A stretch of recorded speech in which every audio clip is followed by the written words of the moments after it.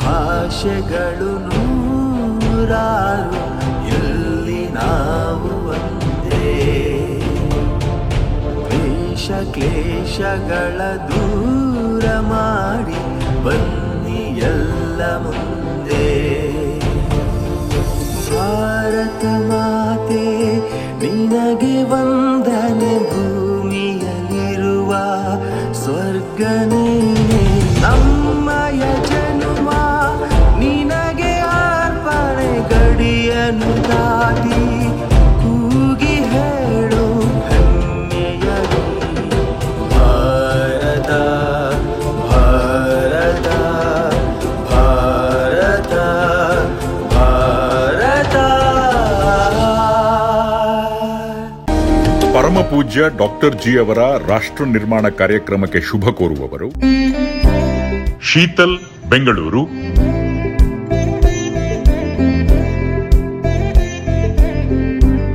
ದೀಪಾ ಬಾಳಿಗ, ಬೆಂಗಳೂರು.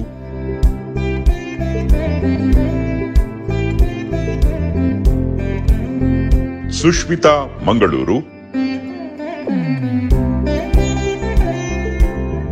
ಕನ್ಯಾಕುಮಾರಿಯಿಂದ ಮುಂಬೈ ಮಹಾನಗರದ ತನಕದ ಪಶ್ಚಿಮ ಕರಾವಳಿ ಉದ್ದಕ್ಕೂ ಹಲವಾರು ಸುಪ್ರಸಿದ್ಧ ದೇಗುಲಗಳಿವೆ. ಆದರೆ ಅವುಗಳಲ್ಲಿ ಸಿಗದ ದಿವ್ಯತೆಯ ಅಂದದ ಜಲಪಾತವೇ ಉಡುಪಿ ಜಿಲ್ಲೆಯ ಸಾಲಿಗ್ರಾಮದಲ್ಲಿರುವ ಡಿವೈನ್ ಸ್ಪಾರ್ಕ್ ಹೊಮ್ಮಿಸುವ ಡಿವೈನ್ ಪಾರ್ಕ್ನಲ್ಲಿದೆ.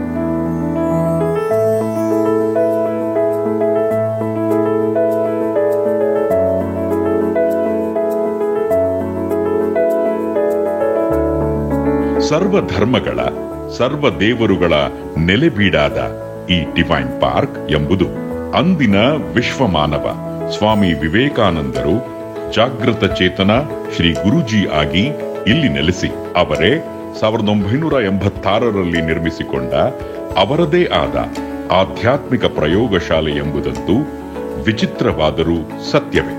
ರಾಷ್ಟ್ರೀಯ ಹೆದ್ದಾರಿ 66ರಲ್ಲಿ ಸಾಲಿಗ್ರಾಮದ ಪಟ್ಟಣದಲ್ಲಿ ಮುಗಿಲೆತ್ತರಕ್ಕೆ ಎದ್ದು ನಿಂತಿರುವ ಪರಮ ಪವಿತ್ರ ತಾಣವೇ ಇದಾಗಿದೆ.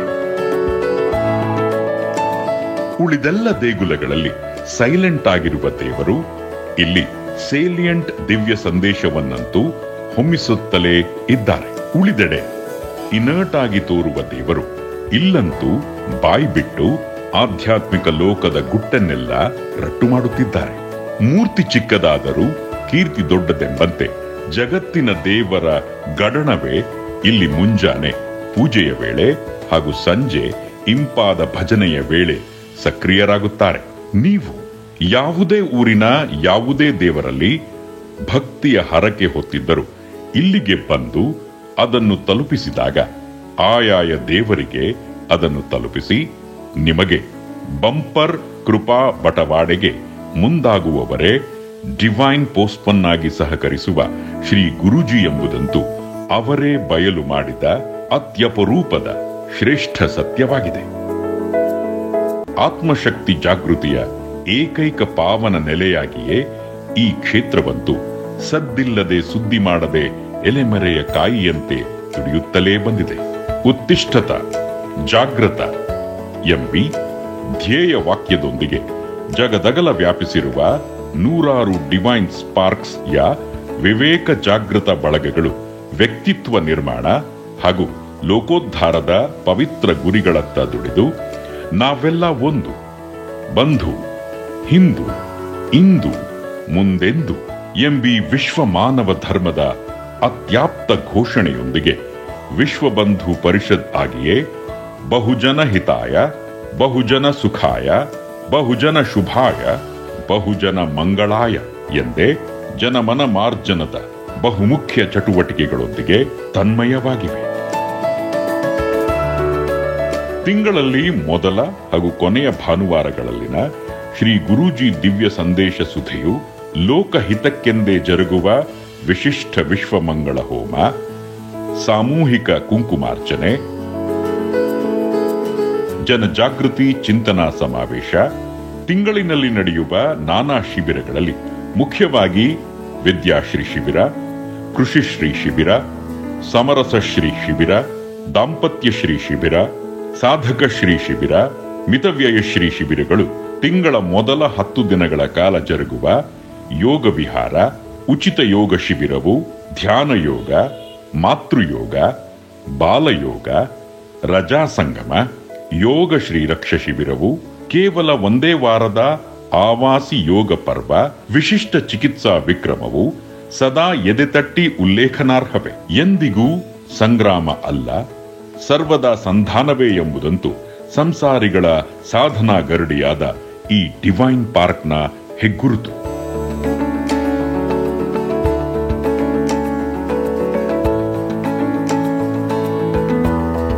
ಕರ್ನಾಟಕದ ನಂಬರ್ 1 ಆಧ್ಯಾತ್ಮಿಕ ಚಾತುರ್ಮಾಸಿಕ ವಿವೇಕ ಸಂಪದ, ಆಂಗ್ಲ ಅರ್ಧವಾರ್ಷಿಕ ವಿವೇಕ ವೀಣ, 6 ಭಾಷೆಗಳ ತ್ರೈಮಾಸಿಕ ವಿವೇಕ ಕಿರಣ, ನಿಮ್ಮ ದೂರವಾಣಿಯಲ್ಲಿ ಮೊಳಗುವ ಒಂದೇ ನಿಮಿಷದ ಪೂಜ್ಯ ಡಾಕ್ಟರ್ ಜಿ ಅವರ ಕಂಚಿನ ಕಂಠದ ವಿವೇಕ ವೀರ ವಾಣಿಗಳೆಲ್ಲವೂ ಅನುಷ್ಠಾನ ವೇದಾಂತದ ಮುತ್ತು ರತ್ನಗಳೇ ಆಗಿವೆ.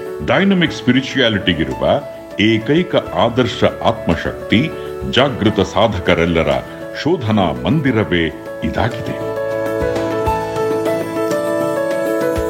ತುಂಬಿದ ಕೊಡವಾದ ಪೂಜ್ಯ ಡಾಕ್ಟರ್ ಜಿ ಅವರು ಸಾಧನಾ ಕ್ಷೇತ್ರದ ಆದರ್ಶ ಮೂರ್ತಿಯಾಗಿದ್ದು, ಭಗವದಾನಂದದ ಭವ್ಯ ತಿಜೋರಿಯೇ ಆಗಿ ಅಪರೂಪದ ಸಂಸಾರಿ ಸಂತರಾಗಿದ್ದಾರೆ.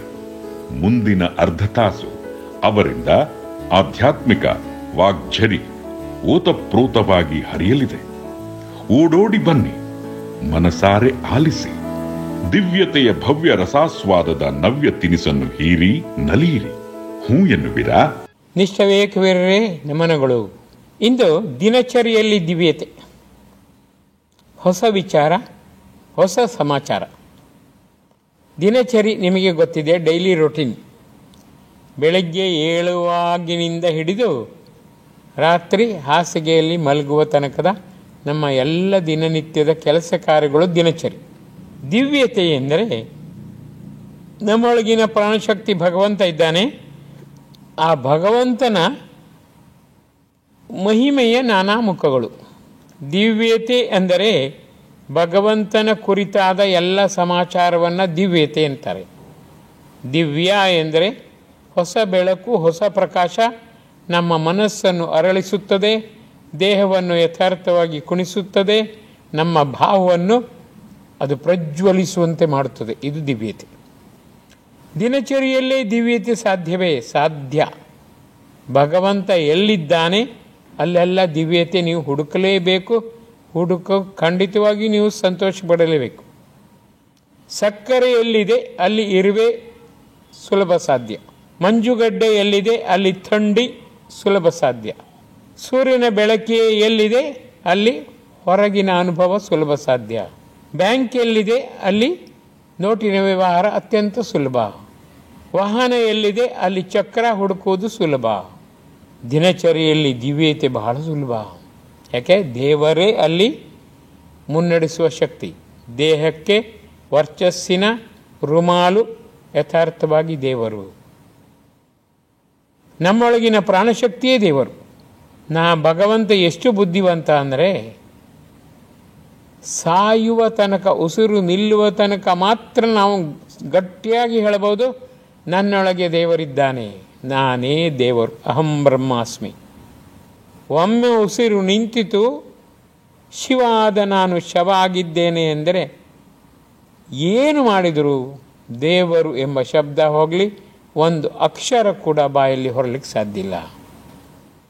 ಏನೆಲ್ಲ ವ್ಯವಹಾರ ನಾವು ಮಾಡಬೇಕೋ, ಉಸಿರಿರುವಾಗಲೇ, ಉಸಿರು ಹಸಿರಾಗಿ ಬಸಿರಾಗಿರುವಾಗಲೇ ನಾವು ವ್ಯವಹಾರ ಸಲೀಸಾಗಿ, ಸುಲಭವಾಗಿ, ಸುಲಲಿತವಾಗಿ, ಸಾಂಗವಾಗಿ ಮಾಡಬಹುದು. ಉಸಿರು ನಿಂತ ಒಂದು ಕ್ಷಣ, 1 ಸೆಕೆಂಡ್ ಕೂಡ ಏನನ್ನು ಮಾಡುವಂಗಿಲ್ಲ. ಅದಕ್ಕೆ ಭಗವಂತ ಎಷ್ಟು ಬುದ್ಧಿವಂತ ಅಂದರೆ, ಪ್ರಜ್ಞಾಯುತವಾಗಿ ನೀನು ಪ್ರತಿ ಕೆಲಸವನ್ನು ನನಗರ್ಪಿಸಿ ಮಾಡು.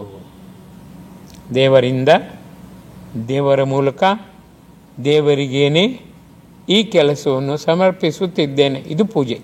ಪೂಜೆ ಎಂದರೆ ಕವಳಿಗೆ ಸೌಂಟು ನೀರು ಹರಿವಾಣದೊಂದಿಗೆ ಮಾಡುವ ಕೆಲಸ ಮಾತ್ರವಲ್ಲ, ಮಾನಸಿಕವಾಗಿ ದೇವರಿಂದ, ದೇವರ ಮೂಲಕ ದೇವರಿಗೇನೆ ಸರ್ವ ಸಮರ್ಪಣ ಭಾವದಿಂದ, ಸಂತೋಷದಿಂದ, ಸುಲಲಿತವಾಗಿ, ಸರಾಗವಾಗಿ ನಾನು ಮಾಡುತ್ತೇನೆ.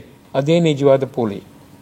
ಶ್ರೀ ಗುರುಜಿ ಹೇಳುತ್ತಾರೆ, ಮಾತೆಲ್ಲ ಮಂತ್ರವಾಗಬೇಕು, ಕೆಲಸವೆಲ್ಲ ಪೂಜೆ ಆಗಬೇಕು, ಓಡಾಟವೆಲ್ಲ ತೀರ್ಥಯಾತ್ರೆ ಆಗಬೇಕು, ನೀವು ಉಳಿಯುವ ಮನೆಯೇ ದೇಗುಲಾಗಬೇಕು. ಎಷ್ಟೊಂದು ಅದ್ಭುತವಾದ ದಿವ್ಯತೆಯ ಸಮೀಕರಣ. ಯೋಚನೆ ಮಾಡಿ, ಪೂಜೆ ಅಂದ ತಕ್ಷಣ ನಾವು ದೇಗುಲಕ್ಕೆ ಓಡಬೇಕಾಗಿಲ್ಲ. ನಮ್ಮ ಮನೆಯೇ ಯಥಾರ್ಥವಾಗಿ ಭಗವಂತ ಇದ್ದಾನೆ, ನೋಡುತ್ತಿದ್ದಾನೆ, ಪರಿಶೀಲಿಸಿ ಪರೀಕ್ಷಿಸುತ್ತಿದ್ದಾನೆ, ನನ್ನನ್ನು ಮುದ್ದಿಸಿ ಮೇಲೆತ್ತುತ್ತಿದ್ದಾನೆ, ದಿವ್ಯತೆ ಟಚ್ಚೊಂದಿಗೆ ನನ್ನನ್ನು ಅದ್ಭುತವಾಗಿ ದೇವಮಾನವನ್ನಾಗಿ ಮಾಡುತ್ತಿದ್ದಾನೆ ಎಂಬ ಖಾತ್ರಿ, ನಂಬಿಕೆ ನಿಮ್ಮದಾದರೆ ಮನೆಯೇ ಪೂಜೆ ಆಲಯ, ದೇವಾಲಯ.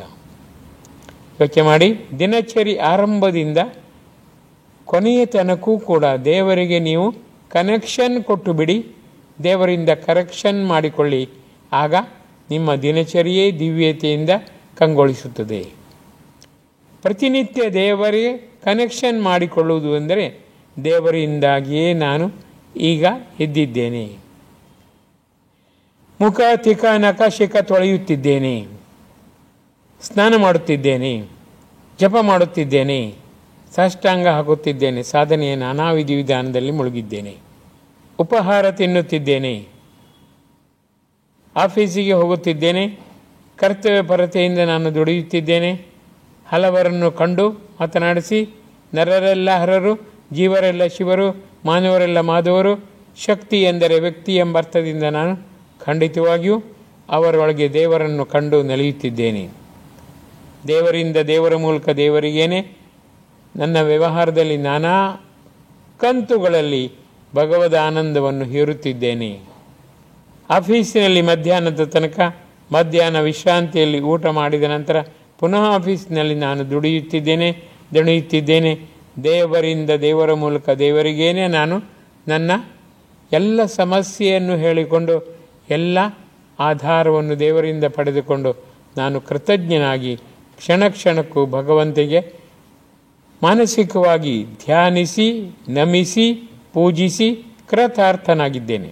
ಸಂಜೆ ವಾಪಸ್ ಮನೆಗೆ ಬರುವಾಗ, ಭಗವಂತ ಬೆಳಗ್ಗೆ ನೀನು ನನ್ನನ್ನು ಕರೆದುಕೊಂಡು ಹೋಗುವಾಗ ಆಶಾವಾದಿಯಾಗಿ ಹೊಸ ಶಕ್ತಿ ಚೈತನ್ಯದ ಬೀಡಾಗಿಸಿದ್ದಿ. ದಿನಪೂರ್ತಿ ಸಕಾರಣವಾಗಿ ನಾನು ನಿನ್ನ ಜೊತೆಗಿದ್ದು ನಿನ್ನ ಜೊತೆ ಮಾತನಾಡುತ್ತಲೇ ಇದ್ದೇನೆ. ಮಾತನಾಡುತ್ತಾ ನಿನ್ನಿಂದ ಪ್ರತಿಸ್ಪಂದನವನ್ನು ಪಡೆದು ನಾನು ಸಕಾರಣವಾಗಿ ಸಂತೋಷದಿಂದ ಬಂದಿದ್ದೇನೆ. ಸಂಜೆ ಉಪಹಾರ ಸ್ವೀಕರಿಸಿ ಲೌಕಿಕ ಪಟ್ಟಾಂಗದಲ್ಲಿ ನೀವು ಮುಂದಾಗಿ ಸೂರ್ಯಾಸ್ತಮಾನದ ವೇಳೆ ಭಜನೆಯಲ್ಲಿ 20 ನಿಮಿಷವಾದರೂ ಕಳೆದುಕೊಳ್ಳುತ್ತೀರಿ. ಭಗವಂತನಿಂದ ಶಕ್ತಿಯನ್ನು ಪಡೆದವರು ಭಗವಂತನಿಗೆ thinking, thanking, inking, seeing, seeking, sinking ಮಾಡಿ ಧನ್ಯತೆಯಿಂದ ಭಗವಂತನ ಋಣ ತೀರಿಸುವ ಉಪಾಯ. ಭಜನೆಯ ನಂತರ ರಾತ್ರಿ ಊಟ ಉಪಹಾರದಲ್ಲಿ ನೀವು ತೊಡಗುವಾಗಲೂ ಕೂಡ ನನ್ನ ದೇಹದೊಳಗಿನ ಶಕ್ತಿ ಚೈತನ್ಯವನ್ನು ಕ್ಷಣ ಕ್ಷಣವೂ ನೀನು ಕಣ್ಣಿನ ಮೇಲೆ ಕಣ್ಣಿಟ್ಟು ಉಕ್ಕುವಂತೆ, ಸಾಬೀತಾಗುವಂತೆ ಮಾಡಿದ್ದಿ ಭಗವಂತ, ಥ್ಯಾಂಕ್ಸ್. ಪ್ರತಿ ಕಣದಲ್ಲಿಯೂ ಕೂಡ ಹೊಸ ಶಕ್ತಿ ಉತ್ಪಾದನೆ ಆಗುವಂತೆ ಮಾಡಿ ನಿರಾಯಾಸವಾಗಿ ನನ್ನನ್ನು ಶಕ್ತಿಯ ಚೆಂಡಿನಂತೆ ನೀನು ರೂಪಿಸಿದ್ದಿ, ನಿಯಂತ್ರಿಸಿದ್ದಿ. ಅದ್ಭುತ ಶಕ್ತಿ ಚೈತನ್ಯದಿಂದ ಚಟುವಟಿಕೆಯ ಗಣಿಯಾಗುವಂತೆ ಡಿವೈನ್ ಮ್ಯಾಜಿಕ್ ಮಾಡಿದ್ದಿ, ಥ್ಯಾಂಕ್ಸ್. ರಾತ್ರಿ ಅಳಿದುಳಿದ ಪಾರಾಯಣವನ್ನೋ ಧ್ಯಾನವನ್ನೋ ನೀವು ಮಾಡಿ ಈ ದಿನಚರಿಯಲ್ಲಿ ನಿನ್ನನ್ನು ಹೃತ್ಪೂರ್ವಕ ನಾನು ತುಂಬಿಕೊಂಡಿದ್ದೇನೆ, ನಂಬಿಕೊಂಡಿದ್ದೇನೆ. Thinking, thanking, inking, seeing, seeking, ceasing ಸಾಂಗವಾಗುವಂತೆ ಡಿವೈನ್ ಮ್ಯಾಜಿಕ್ ನೀನು ಮಾಡಿದ್ದಿ. ಕೃಪಾಳುವಾದ ನಿನ್ನ ಕೃಪೆಗೆ ನಾನೇನು ತಾನೇ ಕೊಡಬಲ್ಲೆ. ನಿನ್ನ ಮಗುವಾಗಿ ಆದರ್ಶ ಜೀವನದಲ್ಲಿ ಸದಾ ನಡೆಯುತ್ತೇನೆ, ನುಡಿಯುತ್ತೇನೆ, ದುಡಿಯುತ್ತೇನೆ. ಈ ಅರ್ಹತೆಯಿಂದ ಈ ರಾತ್ರಿ ನನ್ನ ದಿನಚರಿಯನ್ನು ನಾನು ಈ ಸ್ತೋತ್ರದೊಂದಿಗೆ ಮುಗಿಸುತ್ತಿದ್ದೇನೆ. ರಾಮರಕ್ಷಾ ಸ್ತೋತ್ರ, ಲಲಿತಾ ಸಹಸ್ರನಾಮ ಸ್ತೋತ್ರ, ವಿಷ್ಣು ಸಹಸ್ರನಾಮ ಸ್ತೋತ್ರ ಯಾವುದಾದ್ರೂ ಕೊಡುವ ಬಾಯಿಪಾಠ ಬಂದರೆ ತುಂಬ ಚಂದ. ಅದಿಲ್ಲ ಎಂದರೆ ಭಗವಂತ ಇದ್ದಾನೆ, ನೋಡುತ್ತಿದ್ದಾನೆ, ಪರಿಶೀಲಿಸಿ ಪರೀಕ್ಷಿಸಿ ಮೇಲೆತ್ತುತ್ತಾನೆ, ರಾತ್ರಿ ಕನಸಿನಲ್ಲಿ ಬಂದು ಮುದ್ದಿಸುತ್ತಾನೆ. ಗಂಟೆ 12:24 ಹೇಗಿದ್ದರೂ ಬಂದು ಮಗು ಮುದ್ದು ಕಂದ ಎಂದು ತನ್ನ ಅಸ್ತಿತ್ವವನ್ನು ತೋರಿಸುತ್ತಾನೆ ಎಂಬ ಸದಾಶೆಯಿಂದ ಸನಾತ ಪ್ರಜ್ಞೆಯಿಂದ ಭಗವಂತನ ಚಿತ್ರವನ್ನು ನೋಡಿ ಕರ್ಪೂರಾರತಿಯನ್ನು ಮಾಡಿ ಕೊನೆಯ ಕ್ಷಣವಾಗಿ ನಾನು ಈ ರಾತ್ರಿ ನಿನ್ನನ್ನು ತ್ಯಜಿಸಿದರೆ ಆಗ ಕರ್ಪೂರದಂತೆ ನನ್ನ ಸಂಚಿತ ಕರ್ಮವೆಲ್ಲ ನಿಶ್ಶೇಷವಾಗಿ ಡಿವೈನ್ ಮ್ಯಾಜಿಕ್ ಮಾಡೋ, ಕ್ಷಣಾರ್ಧದಲ್ಲಿ ಮುಕ್ತಿಯನ್ನೇ ಕೊಡೋ, ಭಗವಂತನ ಜೊತೆ ನಾನು ಸಾಯುಜ್ಯ ಹೊಂದುವಂತೆ ಡಿವೈನ್ ಮ್ಯಾಜಿಕ್ ಮಾಡೋ. ಇನ್ನು ಕರ್ಮ ರಾಶಿಯನ್ನು ಖಂಡಿತ ನನ್ನ ಜೊತೆ ನೀನು ಲಪ್ತೀಕರಿಸಬೇಡ.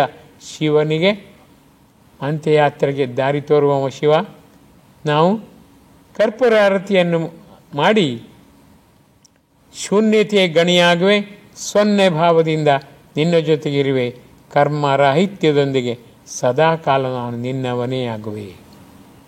ಆಗ ಬೇಡಬೇಕು ಈ ರಾತ್ರಿ ಬಂದು ನಿನ್ನ ಅಸ್ತಿತ್ವವನ್ನು ನಾನಾ ರೀತಿಯಲ್ಲಿ ನೀನು ತೋರಿಸಬೇಕು. ನಾಮಸ್ಮರಣೆಯೊಂದಿಗೆ ನೀವು ನಿದ್ರಾಲೀನರಾಗಬೇಕು. ಆಗ ಭಗವಂತನ ಶರಣ ಕಂದ ದಾಸ ಈ ಭಾವ ನಾಲಿಗೆಯಲ್ಲಿ ಸದಾ ಇರಲಿ. ಅಂತರಂಗದಲ್ಲೇ ಬದುಕುವ ಶಕ್ತಿಯಾದ ಭಗವಂತನಿಗೆ ನಮ್ಮ ಭಾವನೆ ಹೇಗಿರುತ್ತದೆ, ನಮ್ಮ ಯೋಚನೆ ಹೇಗಿರುತ್ತದೆ, ನಮ್ಮ ಜೀವನ ಹೇಗಿರುತ್ತದೆ, ಜೀವನದ ನಾನಾ ಕ್ಷಣಗಳು ಹೇಗಿರುತ್ತವೆ ಎಲ್ಲ ಗೊತ್ತಿರುತ್ತೆ. ಭಸ್ಮ ಹಾಕಿಕೊಂಡಾಗಲೇ ಈತ ಭಕ್ತ ಅಂತ ಆತ ಭಗವಂತನಿಗೆ ಗೊತ್ತಾಗೋದು ಬೇಕಾಗಿಲ್ಲ. ನೀವು ಭಸ್ಮ ತೆಗೆದೊಡನೆಯೇ ಆತ ಎಣಿಸುತ್ತಾನೆ, ಪಾಪವಾದ ನನ್ನ ಚರ್ಮ, ಹಣೆಯ ಚರ್ಮವನ್ನು ಈಗ ಖಂಡಿತವಾಗಿಯೂ ಆತ ಲೇಪಿಸುತ್ತಾನೆ, ಆ ಚರ್ಮಕ್ಕೆ ನೋಯಿಸುತ್ತಾನೆ. ಚರ್ಮದ ನಾನಾ ಕಣಗಳನ್ನು ಆತ ತಿಕ್ಕಿ ತೀಡಿ ಅವಕ್ಕೆ ನೋವುಂಟು ಮಾಡುತ್ತಾನೆ. ಭಸ್ಮ ಉಪಯೋಗಿಸುವಾಗಲೂ ಕೂಡ ನೀವು ಕಣ್ತುಂಬಿ ಬೇಡಬೇಕು. ಅಂತಿಮ ಕಾಲದಲ್ಲಿ ನನ್ನ ಇಡುಗಂಟು ಈ ಭಸ್ಮ ಮಾತ್ರ. ಭಸ್ಮದ ಉದ್ದೇಶ ಅಷ್ಟೇ, ಜೀವನದ ಮೇಲೆ ನಿಮಗೆ ನಶ್ವರತೆಯ ಸ್ಪಷ್ಟ ಅನುಭವವಾಗಬೇಕು ಅಂತೇ ಭಸ್ಮ. ಅದು ಆಸ್ತಿ, ಪರಲೋಕಕ್ಕೆ ನಿಮ್ಮ ಆಸ್ತಿ ಅಲ್ಲ, ಇಹಲೋಕದಲ್ಲಿ ನನ್ನದು ಆಸ್ತಿ ಭಸ್ಮ ಮಾತ್ರ. ಶೂನ್ಯತೆ ಗಣಿ ಆಗಬೇಕು ಎಂದರೆ ಆಪ್ತತೆಯಿಂದ ನೀವು ಭಗವಂತನಲ್ಲಿ ಬೇಡಬೇಕು. ನನ್ನದಾದ ಇಡುಗಂಟು ನಿನ್ನದಾದ ನನ್ನ ಮಮತೆ ಭಕ್ತಿ ಸಾಂದರವಾಗಬೇಕು ಅಷ್ಟೇ. ಈ ರೀತಿಯಲ್ಲಿ ದಿನಚರಿ ಅಂತ್ಯವಾಗುವಾಗ ನಾಮಕೆ ವಾಸ್ತೆ ದಿನದ ಕೆಲಸಗಳು ಶೂನ್ಯವಾದರೂ ಕಾಮಕೆ ವಾಸ್ತೆ ಭಗವಂತನ ದಿವ್ಯಾನುಭವ ಗಾಢ ನಿದ್ರೆಯಲ್ಲಿ ಕಟ್ಟಿಟ್ಟದ್ದೇ. ಭಗವಂತ ಯಥಾರ್ಥವಾಗಿ ಬಂದು ಮಾತನಾಡಿದರೆ ಅದು ದಿವ್ಯಾನಂದ, ತನ್ನನ್ನು ತೋರಿಸಿದರೆ ಅದು ಭವ್ಯಾನಂದ, ತೋರಿಸಿ ಮಾತನಾಡಿದರೆ ಅದು ನಿಜವಾಗಿಯೂ ಕೂಡ ಬ್ರಹ್ಮಾನಂದ. ಸಡನ್ನಾಗಿ ಭಗವಂತ ಮಗು ಎಂದರೆ ಅದು ಯಥಾರ್ಥವಾಗಿ ಭಗವಂತನ ಯಥಾರ್ಥವಾಗಿ ಅಸ್ತಿತ್ವಕ್ಕೆ ನಮಗೆ ಜೀವಂತ ಸಾಕ್ಷಿ ಇದ್ದಂತೆ ಯೋಚನೆ ಮಾಡಿ. ಅದನ್ನು ನಾವು ನಿತ್ಯ ಆನಂದ ಅಂತ ಕರೆಯುತ್ತೇವೆ. ಸದಾಕಾಲ ಭಗವಂತ ಆಪ್ತತೆಯಿಂದ ತನ್ನನ್ನು ತೋರಿಸಿಕೊಂಡು ಮಗ್ಗು ಕಂದ ಚಿನ್ನ ಬಂಗಾರ ಎಂದಾಗ ನಮ್ಮ ಕಣ್ಣು ತುಂಬುತ್ತದೆ ಹರ್ಷಾತಿರೇಕದಿಂದ. ಭಗವಂತ ಎಷ್ಟೊಂದು ಜಾಣನಾಗಿದ್ದಾನೆ, ದಾರಿ ತೋರಿಸುವ ಯಥಾರ್ಥವಾಗಿ ಧರ್ಮ ಬೀರುವಾಗಿದ್ದಾನೆ. ಇಂಥ ಭಗವಂತ ನನ್ನೊಳಗಿದ್ದು ಕೂಡ ಆತನಿಗೆ ಕೃತಜ್ಞನಾಗಿದ್ದೇನೆ. ಮಾಯಾಪಾಶದಲ್ಲಿ ಆತ ಯಥಾರ್ಥವಾಗಿ ಅಲರ್ಜಿಯಾದುದನ್ನೇ ನಾನು ಎನರ್ಜಿಯಾಗಿ ಸೇವಿಸಿ ಜನ್ಮವನ್ನು ವಿಫಲ ಮಾಡಿಕೊಂಡಿದ್ದೇನಲ್ಲ ಎಂದಾಗ ರಾತ್ರಿ ಮತ್ತೆ ನಿದ್ರೆ ಬರುವುದೇ ಇಲ್ಲ, ಕಣ್ತುಂಬಿ ಸದಾ ನೀವು ಅಳುತ್ತಲೇ ಇರುತ್ತೀರಿ. ಈ ರೀತಿ ಭಗವಂತ ರಾತ್ರಿ ಆಕ್ಟಿವ್ ಆಗಿರುತ್ತಾನೆ, ಹೊರನೋಟಕ್ಕೆ ನಾವು ಸ್ಲೀಪಿಯಾಗಿರುತ್ತೇವೆ. ಯಥಾರ್ಥವಾದ ಸಾಧಕ ದಿನದ 24 ಗಂಟೆಯೂ ಆತ ಶೋಧಕ. ಶೋಧಕ ಎಂದರೆ ಭಗವಂತನಿದ್ದಾನೆ ಎಂಬ ಭಾವ ದೃಢವಾದಾಗ, ಸಂಶೋಧಕ ಎಂದರೆ ಭಗವಂತನ ರೂಪ ಲಾವಣ್ಯದೊಂದಿಗೆ ಸದಾ ಪರಸ್ಪರ ಸಂಭಾಷಣೆಗೆ ಆತ ನಿರತನಾದಾಗ ಆತ ಸಂಶೋಧಕ. ಅದಕ್ಕೆ ಸಾಧಕರೆಲ್ಲರೂ ಕೂಡ ಒಂದು ಕ್ಷಣ ನಿದ್ರೆಯನ್ನು ಕೂಡ ಮಾಡುವುದಿಲ್ಲ. ಯಾಕಂದರೆ ಭಗವಂತನೇ ಅವರ ದೇಹದ ಸಂಪೂರ್ಣ ರಕ್ಷಣೆಯನ್ನು ಹೊರುತ್ತಾನೆ. ನಾನೇ ಸುಖ ಸಂತೋಷವನ್ನು ನೀಡುತ್ತೇನೆ ಮಗು, ನಾನೇ ನಿನ್ನ ಮೇಲ್ತನಕ್ಕೆ ನೋಡುತ್ತೇನೆ, ನಿನ್ನ ರೋಮ ರೋಮವೂ ಕೂಡ ಯಾತನೆಯಿಂದ ನೋಯದಂತೆ ಡಿವೈನ್ ಮ್ಯಾಜಿಕ್ ಮಾಡುತ್ತೇನೆ, ನಿನ್ನ ದೇಹ ಪೂರ್ತಿ ನನ್ನ ಡಿವಿನಿಟಿ ಓವರ್ಫ್ಲೋಯಿಂಗ್ ಪಾರ್ಕ್ ಡಿವೈನ್ ಪಾರ್ಕ್ ಆಗುವಂತೆ ಡಿವೈನ್ ಮ್ಯಾಜಿಕ್ ಮಾಡುತ್ತೇನೆ. ಈ ಅರ್ಥದಿಂದ ಶ್ರೀ ಗುರುಜಿ ಡಿವೈನ್ ಪಾರ್ಕ್ ಎಂಬ ಹೆಸರನ್ನು ಆರಿಸಿದರು.